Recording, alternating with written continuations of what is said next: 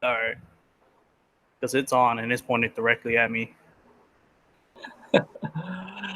Well. Welcome back to the Bleacher Preacher podcast. Jonathan here tonight, and I got Rob by my side. What up? Rob, Toronto's on the brink of winning their first ever NBA Finals, and we could be seeing the close of the Golden State Dynasty. Just on those 2 points alone, what is the bigger of the two in your mind? I would say the Golden State Dynasty being over, just because when we thought, how could you beat the Warriors? One thing was always certain, that if they got hurt, there's a chance. Health permitted, they're the best team in the league. And you saw here, KD has not played one game. Clay missed a game. And Steph went absolutely crazy and didn't get the win. And I don't want to say we should put an asterisk on this title, but Clay did miss a game in the injury, and KD hasn't played one game yet in the finals. So the bigger thing would be the death of the Golden State Warriors. You talk asterisk, though, then you have to go back to the 2015 title where there was no K-Love, no Kyrie, and it was LeBron and Mozgov and Dellavedova. So that's true, but if you take away that title, they still have back-to-back titles.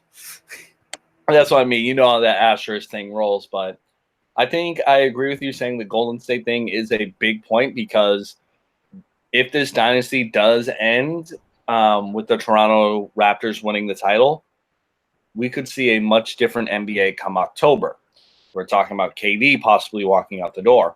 Who knows what Klay Thompson's going to want to do? Who knows what happens with Draymond Green? And probably the biggest point of all is who's going to be left around to either pay or surround the rest of the Golden State core, because right now we are seeing a really thin bench and really thin depth that can actually contribute on a possession-to-possession basis. I love Boogie Cousins. The man is a bona fide all-star at one point in his career, but right now he does not look the same, not even close. And I know he's coming off a very recent injury, but again, it's not looking good for him right now. Not at all. Yeah, Boogie, he just didn't have time to gel. He's getting thrown into the fire. Game two was a good example of Boogie still being a really talented individual, that he can put it all together, but he's just not 100% there yet. If he was able to play the whole playoffs, maybe he would have a bigger impact, but he's just, he needs time to get back to 100% health, 100% mindset, and be integrated into the offense. It would be kind of interesting to see what Boogie does this offseason. The reason he signed the 1-year deal with Golden State is because of the injury scare. And he had another injury scare this year. Does he re-up for another year with Golden State and try to get 100% healthy? Because Golden State can't offer him more than like $2 million more than the deal that he got this year. It's something to do with like NBA salary cap rules or something like that. But I digress. Like, they can't sign him really to a multi-year extension. Like, or does somebody pony up? I don't see somebody ponying up like $15-20 million over 4 or 5 years for DeMarcus. And it's not even just it's DeMarcus, it's where he's at his career at this point, because we're not getting the double-double machine that he once was, where he could put up 40 on almost any given night and still rip down 20-plus boards. It sucks to see Boogie break down the way he has, but injuries take a toll on a player like this. Kind of shifting the focus though a little bit, I know the KD subplot has kind of been an underlying thing for the Warriors this entire season, and it even culminated with him and Draymond going, throat to throat about it, saying we don't need you here and so.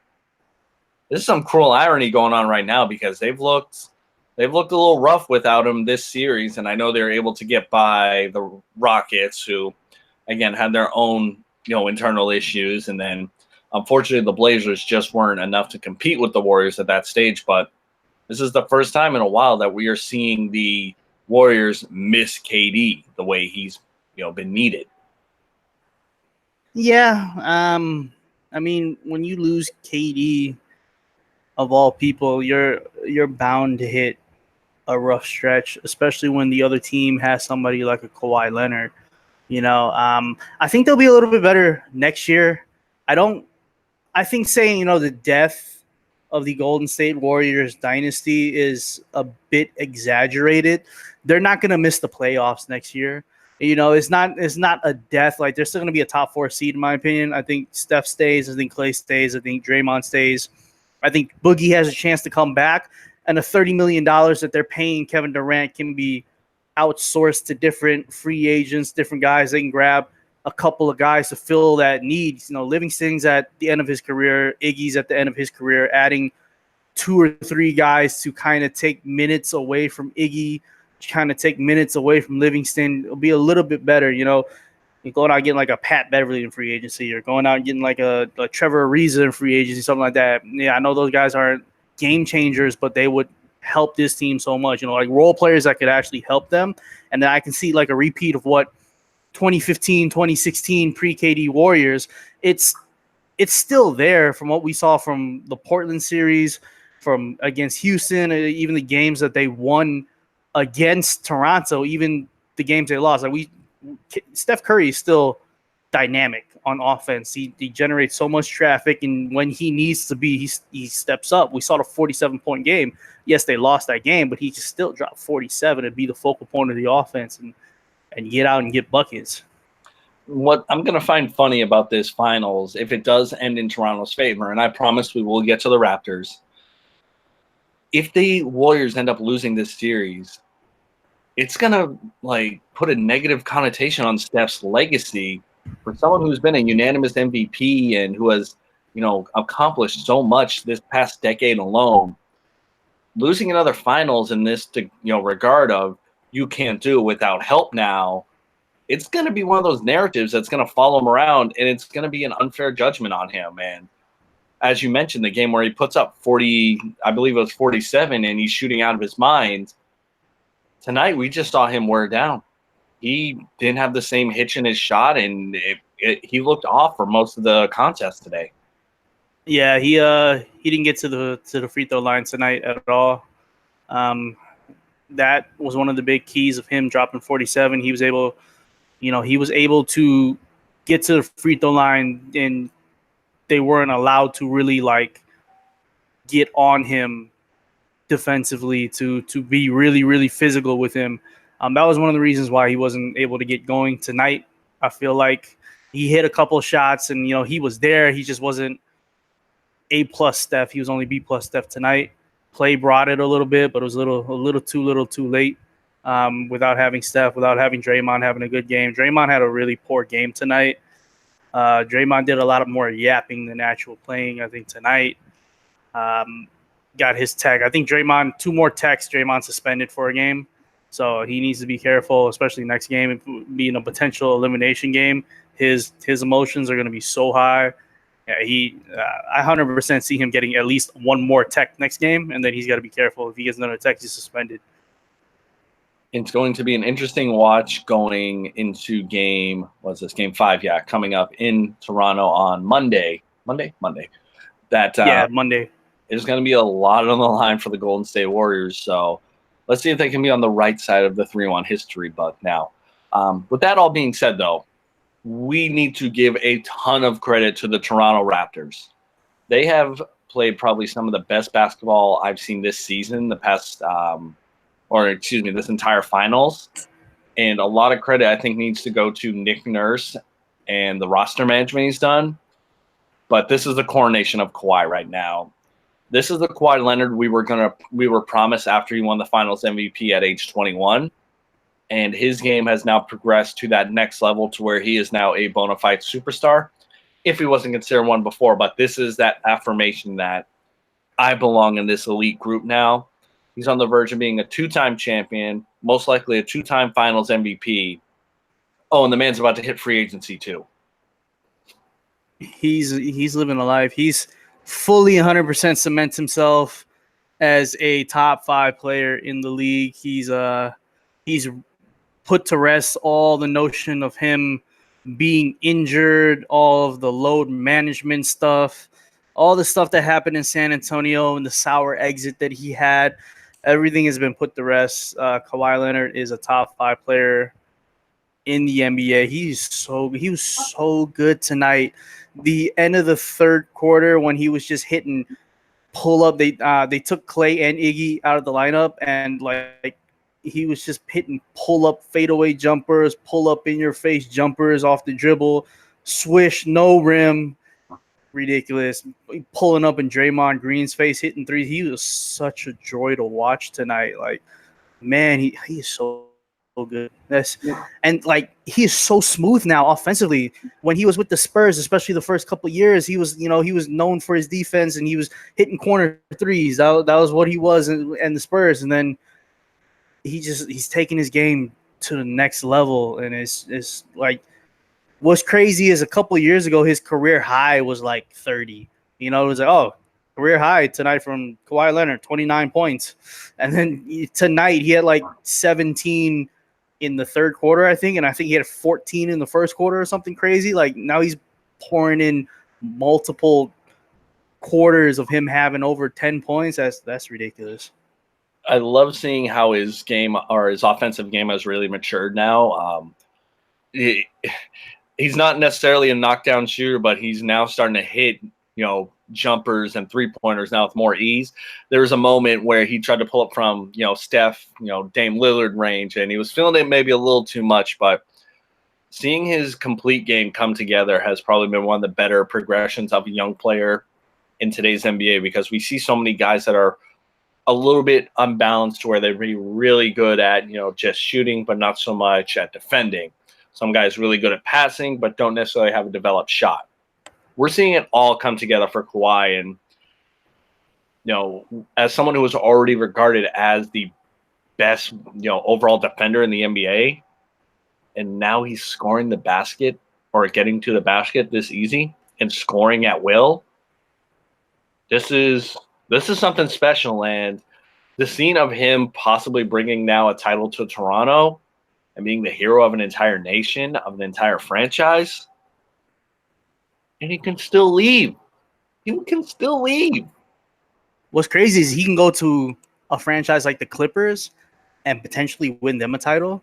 You imagine, San Antonio winning the title there, in San Antonio, but then going to Toronto and then winning a title and a Finals MVP, and then going to somewhere like the Clippers and winning a title and a Finals MVP. Like, man, that'd be like a Hall of Fame career. That would 100% be a Hall of Fame career. So I feel like he is, in my opinion, on his way to LA to play for the Clippers, and he's gonna find some guys to play with him. The Clippers are gonna be a force next year with Kawhi. Even if Kawhi doesn't bring anybody, like, oh man, it's gonna be good. It's gonna be good watching him. We also have to give credit to the rest of Toronto's roster here, because he got banged up tonight, but I've loved watching Fred VanVleet play. He's been tasked with doing his best of trying to hang on Steph and, slow him down a little bit. He's making him work at both ends. And he caught an unfortunate elbow tonight, but up until that point, he was in Steph's pocket pretty much up until for every game this series. And he's not the best shooter, but he found a way to make shots when they needed him the most. Outside of game 2 where, the Raptors themselves sputtered a little bit towards the end, unfortunately costing him the game.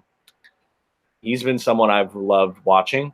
Game 3, great seeing Danny Green show up. Not so much tonight, but all these role players, and we'll also get to Pascal Siakam as well, but just some of those role guys that they don't get a lot of notoriety are starting to step up. Now with Siakam, who is regarded as the most improved player, he's putting on a display as well. Yeah, Fred VanVleet almost died tonight. He was on the floor for a while. Got 7 stitches underneath his eye. It was like blood coming out of his, coming off the side of his face, like into his ear. I'm like, can we check a pulse? Yeah, I was when I said him laying there, I was like, oh, he really might be dead. But I'm glad he's okay. He came back to the bench. He was all smiles because he probably looked up at the score and was like, oh, I've been out for 10 minutes. Let me take a look. Oh, we're still up 12. Yeah, we're good. And so good day for VanVleet because they got the win. Bad day for VanVleet because he also got 7 stitches to go with it. but he's had a really good series defensively, especially against Steph. They sat Danny Green a lot for Fred VanVleet, and he's rewarded them by hitting threes. He's rewarded them by playing really good defense on Steph. So great for him. Serge Ibaka has made some noise the past couple of games. Game 3 defensively, tonight offensively, he had I think he had 20 points. I want to say I didn't keep track of how many points he had by the end, but I know he was around 17. Yeah, no, he had 20, and I think it was like 20 points in 20 minutes played. He was extremely efficient. Yeah, Ibaka was really good. Siakam is the second best player on the team.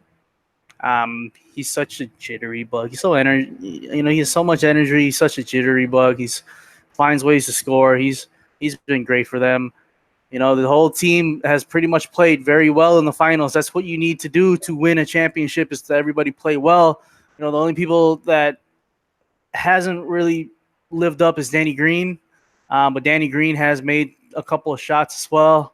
And they've had so much more people stepping up that they can not have to play Danny Green 35, 40 minutes a night. They can play a Fred VanVleet. So a lot of guys stepping up, a lot of guys covering for other guys, covering for their teammates. So it's been really good. It's been a really good series for Toronto so far. We have gone this far talking about the Raptors, have yet to mention your old flame of Kyle Lowry, who has had probably the most interesting finals up until this point. Yeah, man, Kyle Lowry. There's no way to really gauge or judge it, because for as infuriating as his foul troubles can be, he finds a way to make some of these high-arcing rainbow shots and these weird flip-in bank shots too. He's perfect for this team at the same time too. Yeah, I don't know. Kyle Lowry's – I don't know what to make of Kyle Lowry's finals. It's not like something I would say I would be proud of. Kyle Lowry in the 2019 finals, it's like, you guys are up 3-1, so it's not like you're doing a poor job. He is getting outplayed by Steph, but he's done what he's had to do at this point. I'll say that much. But again, he can be frustrating. He can get a little bit out of control, but he knows how to bring it back in. And I think he's done a good job of bringing it back in, at least, and all right, let me slow down a little bit and not get myself into too much trouble. So we've mentioned a lot about how this could potentially be over. There's still something in Golden State, though. I don't think they'll let them go down this easily, though.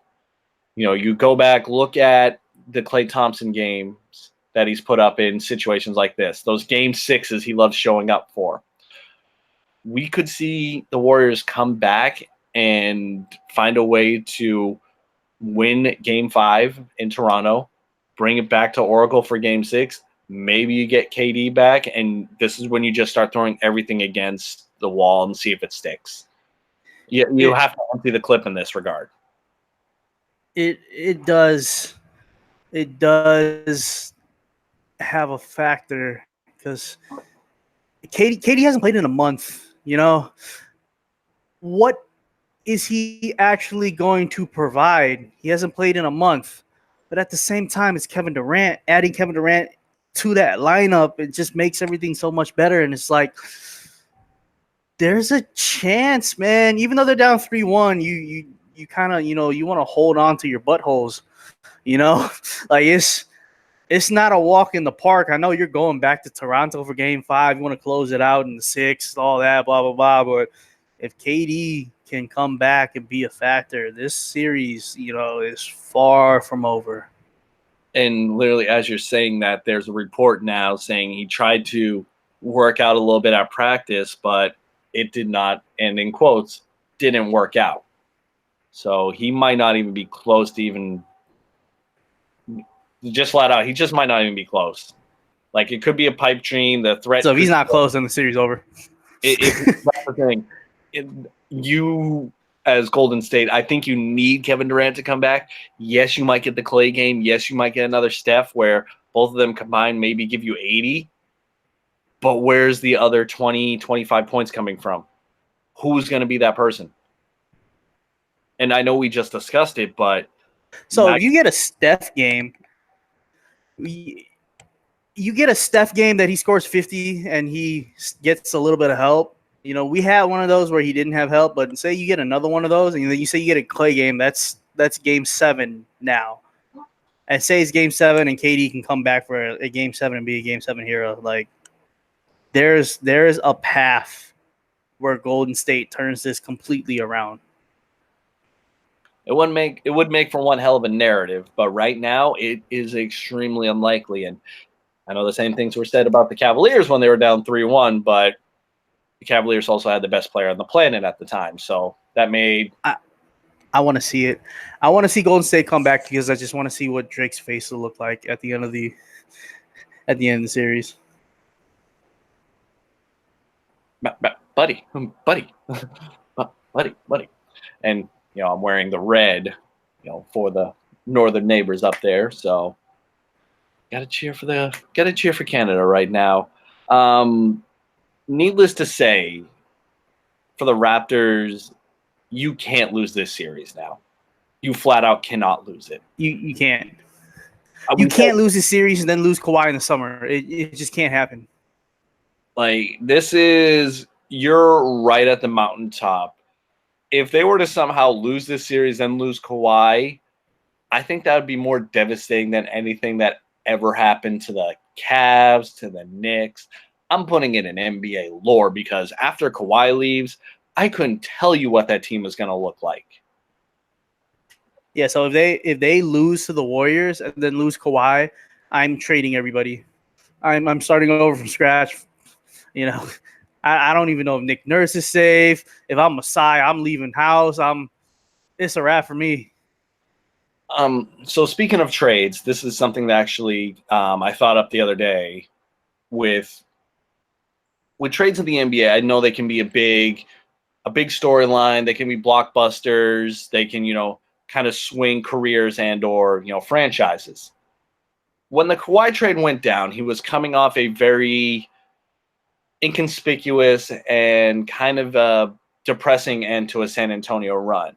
There was talks of, was he, being upfront about his injury? Was he holding himself out? What the relationship he had with the franchise and coaching and all that. We saw it all crumble right in front of our eyes. And then we see him get sent up to Toronto. Toronto essentially going all in, trading away a team favorite and a crowd favorite in DeMar DeRozan, and taking this gamble of, okay, we don't know if this guy's going to actually resign with us. We don't know if he's actually healthy to play, but we're going to go ahead and take this gamble now. Do you think now more teams are going to be willing to take these gambles on superstar players to see if they can get basically check off all the boxes and actually make a title run? Yep. There's a perfectly made superstar for that, and his name is Anthony Davis. And that's what the lead was going to be. I was like, so now, the Celtics, the Lakers, the Knicks, anyone who's been connected now to the Anthony Davis trade talks is like, wait, we can trade for superstars and make them run at the finals.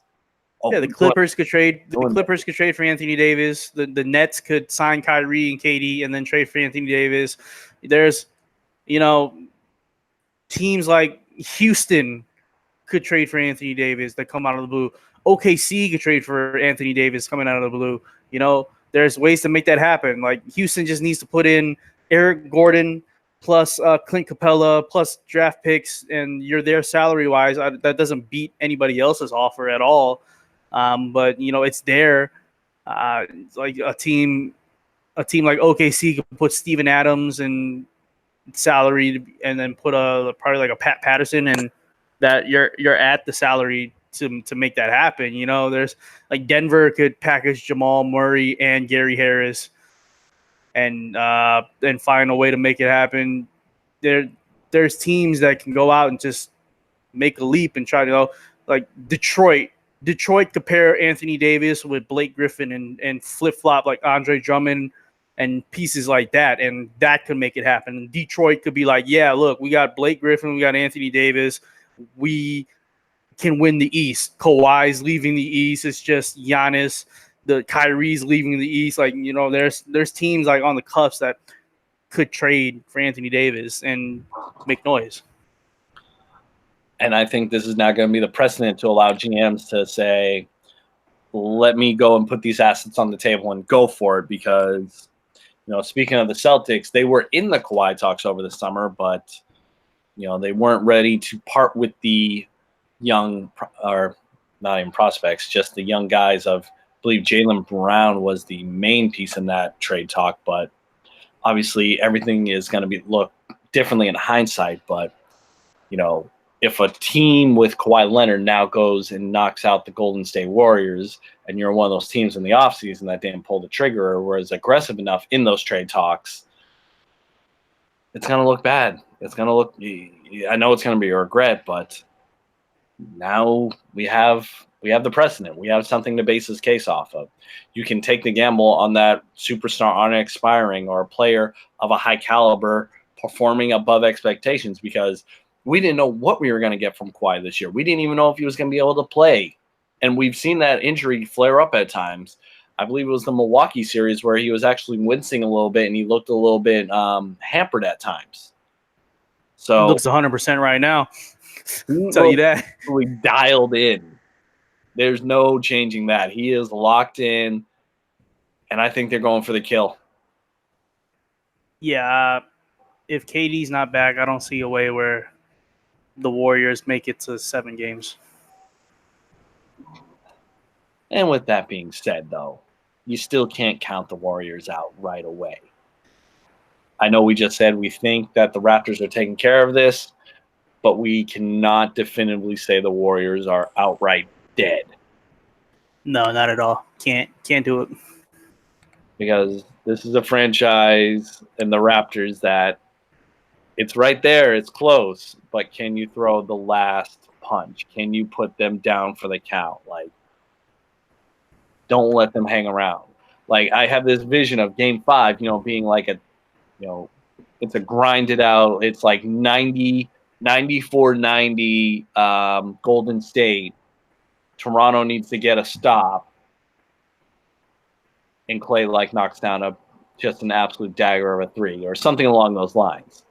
It's because we've seen this story before. Teams have had their chances to essentially put the dagger in Golden State's heart, and they've missed, i.e. the OKC Thunder. And the Houston Rockets. Yeah, I didn't want to bring up the Rockets example again, but they got 2 chances in a row in back-to-back years and bricked one out themselves and then self-sabotaged the other, so they've lost all sympathy from me. Yeah, definitely.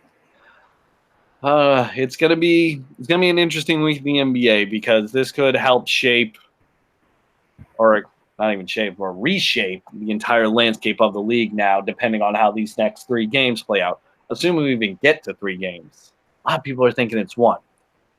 So if you being the betting man, you're putting your money on Toronto to wrap it up at home. Yeah, that'll be where the money lies. Speaking of bets, the pre-final bets of Raptors plus 260 is looking real nice for my bank account. Don't say it out loud yet. It's like a no-hitter. He's just rolling. Don't even look at the ticket. Don't even do nothing. There was a guy who put 400 on the St. Louis Blues to win the Stanley Cup when they were in last place in January. He's looking at a really. What's the series now? Is it 3-2? 3-2 St. Louis going back home. They have a chance to raise the cup for the first time at home. Interesting. I don't know who to root for. You hate the city of St. Louis. Yep. It's boring. I mean, I don't know why the fans were mad about that. It's like saying, the sky is blue. They got all offended because their city's boring. It is. And Boston's had too many championships. You don't get to win a championship in another sport. There's just see, that's the crazy thing. Like, I'm in a predicament of I can't say or do anything about this, because I'm going to come off as a little crybaby about it. Like, oh, I only won 2 titles this year. I didn't get the 3rd. Oh. There's no winning that. Okay, so you said boring city in St. Louis. How many places would you go before getting to St. Louis? Like, Would you go to Detroit first? Yeah. Would you go to Dallas, Texas? Yeah. Anchorage, Alaska? 100% I'd go to Alaska. What? Yeah, you're the outdoorsy guy. Buffalo, New York. Yeah. The Bills fans look like they know how to have a good time. I might put somebody through a table. They might want me to put somebody through a table. Atlanta, Georgia. 100% I go to Atlanta. Tampa Bay, but you have to go to a Rays game in Tropicana. As long as it's a Blake Snell start, we're good to go. I'll even settle for a Yanni Chirino start. Throw a damn near no-hitter tonight. Yeah, a really good start tonight. God damn, the Rays finding these players, like their scouting department is undefeated in these regards. It's a shame they don't end up paying some of these guys, but it's the nature of the business. Well, when you only draw 6,000 people a game, it doesn't help. Counterproductive here. You know what? We need a petition to move the Rays to the AL Central. Then again, now the Twins are a runaway train. But that's for a different show that we'll be doing in the future. We have to talk baseball sometime soon. What about like a college town in like the SEC, like Tuscaloosa, Alabama? Would you go there before St. Louis, Missouri? Yeah, especially if I get to. I wouldn't even need to be at a tied game. I just go to like a barbecue, like a bar. I go to like a just an out. I feel like if you just go to an Alabama Roll Tide bar to watch the game, it'd be a good time. Well, okay, cross state, Kansas City, Missouri. With Kansas City, I can tell you from experience, boring as shit. Yeah, the whole state of Missouri. I don't know about that. I don't know if you've paid attention or not. So the St. Louis Blues in St. Louis are having players from the Chiefs in Kansas City come support them at their games. To put it in retrospect, Boston and New York are closer than St. Louis and Kansas City. And to me, that is a total squid move. You couldn't bring back old St. Louis Rams players? You had to go borrow players from a different team and a different city? Yeah, well, I mean, they are the closest NFL franchise. It's not a Red Sox fan rooting for the Knicks, No, but that would be like, You're grasping at straws here. I don't know what your gripe is. The Chiefs are not your football team, though. Yeah, it's the same state, but you're bringing some players from. I don't know. It makes no sense to me. Maybe I do just have a strange gripe, but I'll leave it at that. Yeah, you've lost me on this one. I have no clue what your gripe is on this. Why would you have an issue with this like whatsoever? I don't understand this. I pick and choose my spots, and sometimes it's like, where's this one coming from? Okay, I guess this is where it's rolling from.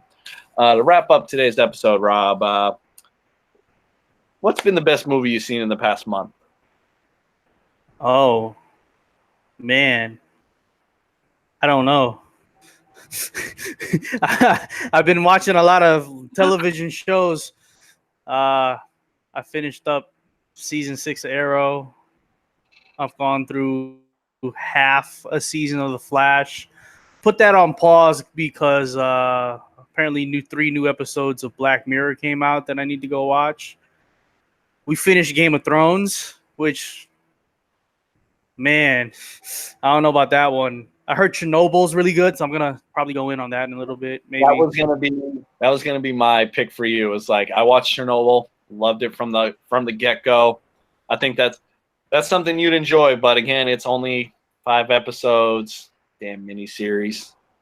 That's fine. I'm getting 3 episodes of Black Mirror, 5 episodes of Chernobyl, and then I'm gonna go back to the DC television. A show is good when the government of the country of where it's set, or let me start over because I forgot how to speak.